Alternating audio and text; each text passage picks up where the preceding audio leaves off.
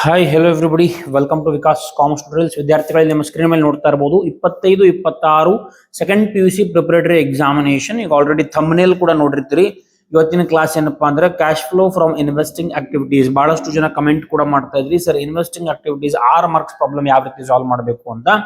So ಇದು ನಿಮ್ಮ preparatory exam, ಮೊನ್ನೆ ಅಷ್ಟೇ ಬಂದಿರುವಂತಹ second PUC first preparatory exam. ಈ ಕ್ವಶನ್ ಅಲ್ಲಿರುವಂತಹ question number 26. Okay, from the following particulars calculate cash flow from investing activities. ಈ ಪ್ರಾಬ್ಲಮ್ ಅನ್ನ ಇವತ್ತಿನ ಕ್ಲಾಸ್ ನಲ್ಲಿ ಮಾಡ್ತಾ ಇದ್ದೀನಿ. ಸ್ಟಾರ್ಟ್ ಮಾಡೋಕ್ಕಿಂತ ಮುಂಚೆ there are 3 types of activities. Okay, ಅದನ್ನ ನೆನಪಿಟ್ಕೊಳ್ಬೇಕು ನೀವು. Cash flow from operating activities ಅಂತ ಒಂದು ಕರಿತೀವಿ, cash flow from operating activities. ಆಮೇಲೆ ಮತ್ತೊಂದು cash flow from financing activities ಅಂತ ಕರಿತೀವಿ. ಆಮೇಲೆ ಮತ್ತೊಂದು cash flow from investing activities ಅಂತ ಕರಿತೀವಿ. 3 ಆಕ್ಟಿವಿಟೀಸ್. ಆಪರೇಟಿಂಗ್ ಆಕ್ಟಿವಿಟಿ ಮೇಲೆ ಆಲ್ರೆಡಿ 6 ಮಾರ್ಕ್ಸ್ ಒಂದು ಕ್ವಶನ್ ಅನ್ನು ಸಾಲ್ವ್ ಮಾಡಿದ್ದೀನಿ, ಮಾಡಲ್ ಕ್ವಶನ್ ಇರೋದು.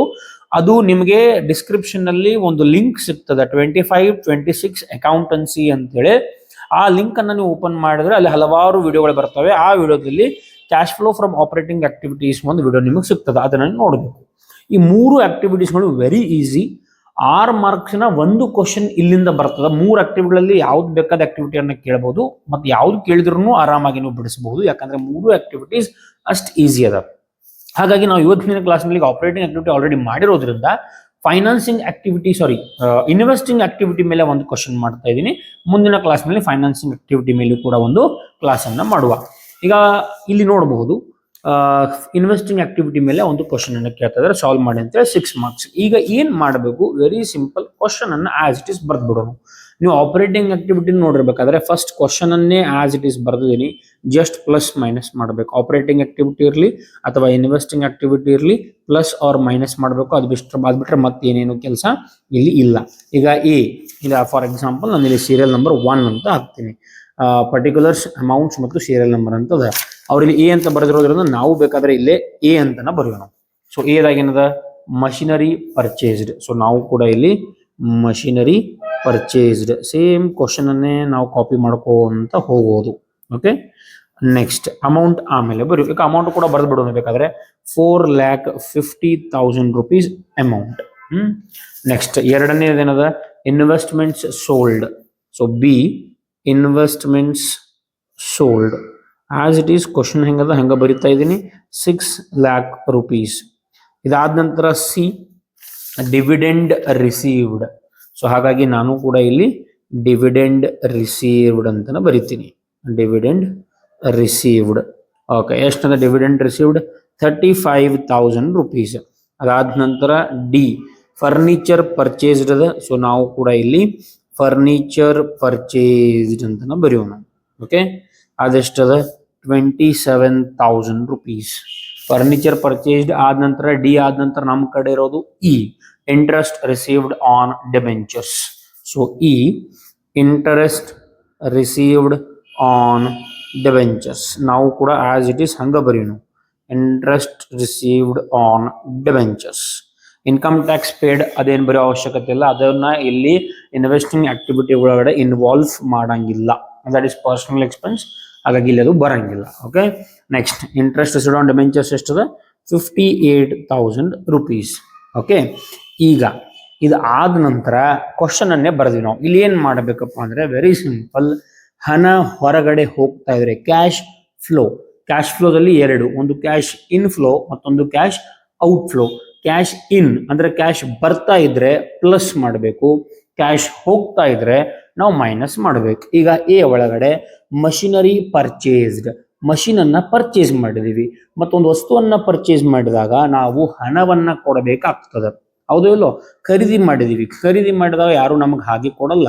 ಸೊ ಖರೀದಿ ಮಾಡಿದಾಗ ನಾವು ಆ ಒಂದು ಖರೀದಿ ಮಾಡಿರುವಂತ ಅಮೌಂಟ್ ಅನ್ನ ಕೊಡಬೇಕಾಗ್ತದೆ, ಮತ್ತು ಅಮೌಂಟ್ ಅನ್ನ ಕೊಟ್ಟಾಗ ಕ್ಯಾಶ್ ಹೋಗ್ತದ, ಮತ್ತು ಹೋದಾಗ ನಾವೇನ್ ಮಾಡ್ಬೇಕು, ಅದನ್ನ ಮೈನಸ್. ಸೊ ಆ ಅಮೌಂಟ್ ಎಡಗಡೆ ನೀವೇನ್ ಬರೀಬೇಕು, ಮೈನಸ್ ಅಂತ ಬರೀಬೇಕು. ಸೇಮ್ ಅದೇ ರೀತಿ ಇನ್ವೆಸ್ಟ್ಮೆಂಟ್ಸ್ ಸೋಲ್ಡ್, ಪರ್ಚೇಸ್ಡ್ ಆದಾಗ ಹಣ ಹೋಗ್ತಾ ಇದೆ ಅಂದಾಗ, ಏನೋ ಒಂದು ಸೇಲ್ ಮಾಡಿದಾಗ, ಮಾರಾಟ ಮಾಡಿದಾಗ ನಮಗೇನಾಗ್ತದ, ಹಣ ಬರ್ತದೆ. ಹಾಗಾಗಿ ನಾವು ಅವಾಗ ಪ್ಲಸ್ ಮಾಡಬೇಕು. ಓಕೆ, ಪ್ಲಸ್ ಮಾಡ್ತೀವಿ. ಸೇಮ್ ಅಗೇನ್ ಇಲ್ಲಿ ಡಿವಿಡೆಂಡ್ ರಿಸೀವ್ಡ್ ಅದ. ಸೊ ರಿಸೀವ್ಡ್ ಅಂದ್ರೆ ಹಣ ಬಂತು, ಹಾಗಾಗಿ ಪ್ಲಸ್. ಫರ್ನಿಚರ್ ಪರ್ಚೇಸ್ ಅದ, ಪರ್ಚೇಸ್ ಮಾಡಿದಾಗ ಹಣ ಹೋಗ್ತದ, ಹಾಗಾಗಿ ಅದನ್ನ minus. Interest received on debentures, received ಅದ. ಸೊ ರಿಸೀವ್ಡ್ ಅಂದಾಗ ಏನೇನಾಗ್ತದ ಪ್ಲಸ್. ನೋಡ್ರಿ, ರಿಸೀವ್ಡ್ ಪ್ಲಸ್ ಸೋಲ್ಡ್ ಪ್ಲಸ್ ಎರಡು ಪರ್ಚೇಸ್ ಇದ್ದು ಏನದು ಮೈನಸ್. ಮುಗಿತ್ರಿ. ಇಷ್ಟು ಬಿಟ್ರೆ ಮತ್ತೇನೋ ಮಾಡೋ ಅವಶ್ಯಕತೆ ಇಲ್ಲ. 6 ಮಾರ್ಕ್ಸ್ ಅದು. ಇಷ್ಟಕ್ಕನ ಕ್ಯಾಲ್ಕುಲೇಟರ್ ತಗೊಳ್ಬೇಕು. ಫಸ್ಟ್ ಅಮೌಂಟ್ ಏನದ 4,50,000 ಮೈನಸ್ ಅದ, ಹಾಗಾಗಿ ಇಲ್ಲಿ ನೋಡ್ರಿ, ಇಲ್ಲಿ ಪ್ಲಸ್ ಅವ್ರ ಮೈನಸ್ ಇಲ್ಲ, ಈ ಸಿಂಬಲ್ ಅನ್ನ ಒತ್ತಬೇಕು. ಮೈನಸ್ ಬತ್ತು, ಮೈನಸ್ 4,50,000. ಆಮೇಲೆ ಏನದ ಪ್ಲಸ್ ಎಷ್ಟದ 6 lakh rupees. ಕರೆಕ್ಟ್. ಆಮೇಲೆ ಏನದ ಮತ್ತೆ ಪ್ಲಸ್ 35,000 rupees. ಕರೆಕ್ಟಾ. ಅದಾದ ನಂತರ ಏನದ ಮೈನಸ್ 27,000 rupees. ಅದಾದ ನಂತರ ಪ್ಲಸ್ 58,000 rupees. ಎಷ್ಟು ಬರ್ತದೆ 2,16,000 rupees. ಅರ್ಥ ಆಯ್ತಾ. ಎಲ್ಲರೂ ಏನೋ ಇದೆಲ್ಲ ಕರೆಕ್ಟ್ ಬರೀತಾರೆ, ಆಮೇಲೆ ಇಲ್ಲಿ ಪ್ಲಸ್ ಮೈನಸ್ ಕೂಡ ಕರೆಕ್ಟ್ ಮಾಡ್ತಾರೆ. ಕ್ಯಾಲ್ಕುಲೇಟರ್ ಮಾಡ್ಬೇಕಾದ್ರೆ ರಾಂಗ್ ಮಾಡ್ತಾರೆ ಅಷ್ಟು ಮಂದಿ. ಹಾಗಾಗಿ ಮತ್ತೊಂದ್ಸಲ ನಿಮ್ಗೆ ಮಾಡಿ ತೋರಿಸ್ತೀನಿ ನೋಡ್ರಿ. 4,50,000 ಮೈನಸ್ ಸಿಂಬಲ್ ಇಲ್ಲದ, ಈ ಮೈನಸ್ ಸಿಂಬಲ್ ಅನ್ನ ಪ್ರೆಸ್ ಮಾಡ್ಬೇಕು. ಆಮೇಲೆ ಏನದ ಇಲ್ಲಿ ಪ್ಲಸ್, ಸೊ ಪ್ಲಸ್ ಎಷ್ಟು 6 lakh rupees. ಓಕೆ. ನೆಕ್ಸ್ಟ್ ಏನದ ಮತ್ತೆ ಪ್ಲಸ್ ಅದ, ಸೊ ಪ್ಲಸ್ 35,000. ನೆಕ್ಸ್ಟ್ ಏನದ ಮೈನಸ್ 27,000. ಮತ್ತೇನದ ಪ್ಲಸ್ ಎಷ್ಟದ 58,000. ಎಷ್ಟು ಬರ್ತದ 2,16,000. ಸೊ ಈ ರೀತಿ ನಾವು ಇದನ್ನ ಕ್ಯಾಲ್ಕುಲೇಟ್ ಮಾಡಬೇಕು. ಈಗ ಏನ್ ನಿಮ್ಗೆ ಅಮೌಂಟ್ ಬಂತಲ್ಲ 2,16,000, ಇದಕ್ಕೆ ನಾವು ಏನ್ ಕರಿಬೇಕಪ್ಪ ಅಂದ್ರೆ ಕ್ಯಾಶ್ ಔಟ್ಫ್ಲೋ ಅಲ್ಲ, ಇದು ಪ್ಲಸ್ ಅಲ್ಲಿ ಆನ್ಸರ್ ಬಂದಿರೋದ್ರಿಂದ ಕ್ಯಾಶ್ ಇನ್ಫ್ಲೋ ಅಂತ ಬರಿಬೇಕು. ಈಗ ಒಂದ್ ವೇಳೆ ಈ ಆನ್ಸರ್ ಮೈನಸ್ ದಲ್ಲಿ ಬಂತು ಅಂದ್ರೆ ಅವಾಗ ಕ್ಯಾಶ್ ಔಟ್ಫ್ಲೋ ಅಂತ ಬರಿತೀವಿ.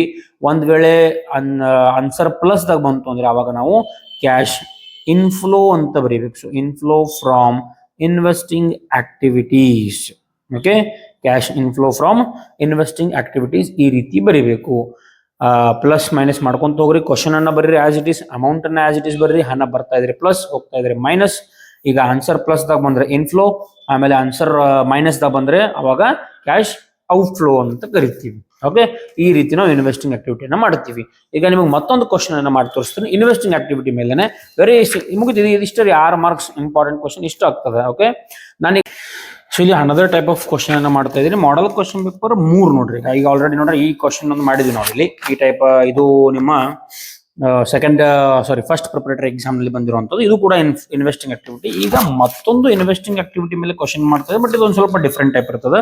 Question number 26, Balaji company limited, calculate cash flow from investing activity. ಇದಿರೋದು ಮಾಡಲ್ ಕ್ವಶನ್ ಪೇಪರ್ 3ರಲ್ಲಿ. ಸೊ ಈ ರೀತಿ ಇನ್ವೆಸ್ಟಿಂಗ್ ಆಕ್ಟಿವಿಟಿ ಪ್ರಾಬ್ಲಮ್ ಅನ್ನ ಯಾವ ರೀತಿ ಮಾಡಬೇಕು. 6 ಮಾರ್ಕ್ಸ್, ಈಸಿ ಅದ, ಸಿಂಪಲ್ ಅದ, ತಲೆ ಕೆಡಿಸ್ಕೊಳ್ಬೇಡಿ. ಸೊ ಇದು ಬಿಟ್ರೆ ಅದ ವೆರೈಟಿ, ಆ variety this was also very easy. ಯಾವುದೋ ನಾವು ಇದೇ ಈಗ ಮಾಡಿದ್ವಲ್ಲ, ಇದಂತೂ ಬಹಳ ಈಸಿ ಇತ್ತು. ಮಷಿನರಿ ಪರ್ಚೇಸ್ ಆಗಿದ್ರೆ ಮೈನಸ್, ಸೇಲ್ಸ್ ಆಗಿದ್ರೆ plus. This was very easy. ಇದು ಬಿಟ್ರೆ ಮತ್ತೊಂದು ವೆರೈಟಿ ಅಂದ್ರೆ ಇದೇ ಬರಬೇಕು. ಇದು ಕೂಡ ಬಹಳ ಈಸಿ ಅದ. ಇಲ್ಲಿ ನಾವ್ ಏನ್ ಮಾಡ್ಬೇಕಪ್ಪ ಅಂದ್ರೆ ಈ ರೀತಿ ಮಷಿನರಿ 2 ಅಮೌಂಟ್ ಅನ್ನ ಕೊಟ್ಟಿದ್ದಾರೆ. ಪ್ಲಾಂಟ್ ಅಥವಾ ಮಷಿನರಿ ಅಥವಾ ಯಾವುದೋ ಒಂದು ಇಕ್ವಿಪ್ಮೆಂಟ್ ಇರಬಹುದು. ಓಪನಿಂಗ್ ಮಷಿನರಿ, ಕ್ಲೋಸಿಂಗ್ ಮಷಿನರಿ ಅಂತ ಕರಿತೀವಿ. 1,4 is ಓಪನಿಂಗ್, 31,3 is ಕ್ಲೋಸಿಂಗ್. ಇದ್ರ ಮೇಲೆ ಡೆಪ್ರಿಸಿಯೇಷನ್ ಕೊಟ್ಟಿದ್ದಾರೆ. During the year, a machinery costing rupees 80,000 with accumulated depreciation of 30,000 was sold for rupees 40,000. Calculate cash flow from investing activity. So ಈ ರೀತಿ information ಅದ. ಈ ರೀತಿ ಇನ್ಫಾರ್ಮೇಶನ್ ಇದ್ದಾಗ ನಾವೇನ್ ಮಾಡ್ಬೇಕಪ್ಪ ಅಂದ್ರೆ ಫಸ್ಟ್ ಪ್ಲಾಂಟ್ ಅಥವಾ ಮಷಿನರಿಯನ್ನ ಪರ್ಚೇಸ್ ಮಾಡಿದಂತ ಅಮೌಂಟ್ ಅನ್ನ ಕಂಡುಹಿಡಿಬೇಕು. ಓಕೆ, ಸೇಲ್ ಆಫ್ ಮಷಿನರಿ ಮತ್ತು ಪರ್ಚೇಸ್ ಆಫ್ ಮಷಿನರಿಯನ್ನ ಕಂಡುಹಿಡಿಬೇಕು. ಈಗ ಫಸ್ಟ್ ನಾವೇನ್ ಮಾಡೋಣ, ಒಂದು ನೋಟ್ ಅನ್ನ ಮಾಡ್ಕೊಳ್ಬೇಕು ಈಗ. Okay, so note number 1, calculation of purchase of ಮಷಿನರಿಯನ್ನ ಪರ್ಚೇಸ್ ಮಾಡಿರುವಂತ ಅಮೌಂಟ್ ಅನ್ನ ಕಂಡುಹಿಡಬೇಕು. ಈಗ ಆ ಅಮೌಂಟ್ ಅನ್ನ ಕಂಡುಹಿಡಬೇಕಾದ್ರೆ ವೆರಿ ಸಿಂಪಲ್ ಟೆಕ್ನಿಕ್ ಅನ್ನ ಹೇಳ್ಕೊಡ್ತೀನಿ ನೋಡ್ರಿ ನಿಮಗ. ಕ್ಲೋಸಿಂಗ್ ಮಷಿನರಿ ವ್ಯಾಲ್ಯೂ ಅನ್ನ ತಗೊಳ್ರಿ. ಕ್ಲೋಸಿಂಗ್ ಮಷಿನರಿ ವ್ಯಾಲ್ಯೂ ಎಷ್ಟದ 2 lakh rupees. So 2 lakh rupees ಅನ್ನ ತಗೊಂಡು ಇದಕ್ಕೆ ನಾವೀಗ ಏನ್ ಆಡ್ ಮಾಡ್ಬೇಕಪ್ಪ ಅಂದ್ರೆ ಆಡ್ ನ್ಯೂ ಮಷಿನರಿ, ಅಂದ್ರೆ ಹೊಸ ಮಷಿನರಿ ಏನ್ ಪರ್ಚೇಸ್ ಮಾಡಿದ್ರಲ್ಲ ಆ ಪ್ಯಾರಾಗ್ರಾಫ್ ನಲ್ಲಿ ಅಡ್ಜಸ್ಟ್ಮೆಂಟ್ ನಲ್ಲಿ ಕೊಟ್ಟಿದ್ರಲ್ಲ, ಇಲ್ಲಿ ನೋಡ್ರಿ.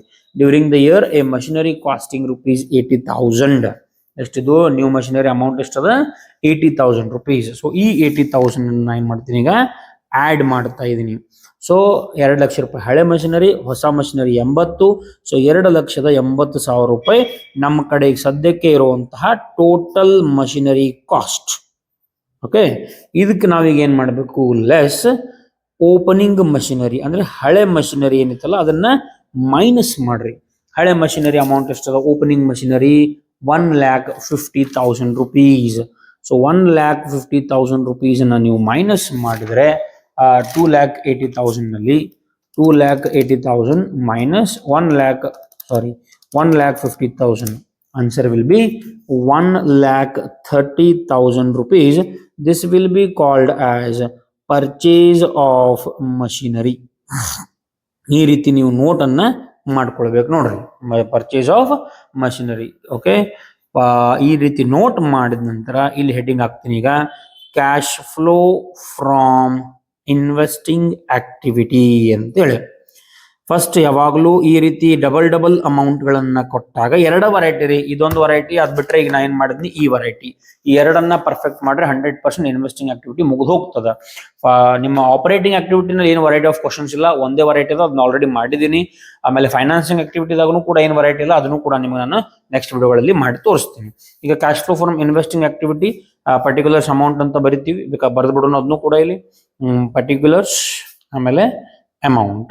ಓಕೆ, ಈಗ ಪರ್ಟಿಕ್ಯುಲರ್ಸ್ ಗಳಲ್ಲಿ ಫಸ್ಟ್ ಒನ್ ನಾವೇನ್ ಬರೀಬೇಕು, ಸೇಲ್ ಆಫ್ ಮಷಿನರಿ ಅನ್ನ ಬರೀಬೇಕು. ಇಲ್ಲಿ ಮಾರಿದಾರೆ ನೋಡ್ರಿ, ಡ್ಯೂರಿಂಗ್ ದ ಇಯರ್ ಆ ಮಷಿನರಿ ಕಾಸ್ಟಿಂಗ್ 80 ಅಂದ್ರೆ 80,000 ರೂಪಾಯಿ ಬೆಲೆ ಬಾಳುವ ಒಂದು ಮಷೀನ್, ಅದನ್ನ with accumulated depreciation of 30, depreciation ಎಷ್ಟಿತ್ತು ಅದ್ರ ಮೇಲೆ 30, ವಾಸ್ ಸೋಲ್ಡ್ ಫಾರ್ 40 ಅಂದ್ರೆ ಸೇಲ್ ಎಷ್ಟು ಮಾಡಿದ್ದಾರೆ, ಸೋಲ್ಡ್ ಫಾರ್ 40. ಸೊ ಹಾಗಾಗಿ ಸೇಲ್ ನಮಗೆ ಸೇಲ್ ವ್ಯಾಲ್ಯೂ ಅಷ್ಟೇ ಬೇಕ್ರಿ, ಅದ್ ಬಿಟ್ರೆ ಮತ್ತೆ ಬೇರೆ ವಿಷಯ ನೋಡೋ ಅವಶ್ಯಕತೆ ಇಲ್ಲ. Sale of machinery 40,000. ಸೊ ಎಷ್ಟಕ್ಕೆ ಮಾರಿದ್ವಿ, sold for ₹40,000. So sale of machinery is 40,000. ಅದಾದ ನಂತರ ಎರಡನೇ ವಿಷಯ ಇಲ್ಲಿ ಬತ್ ನೋಡ್ರಿ, ಈಗ ಪರ್ಚೇಸ್ ಆಫ್ ಮಷಿನರಿ.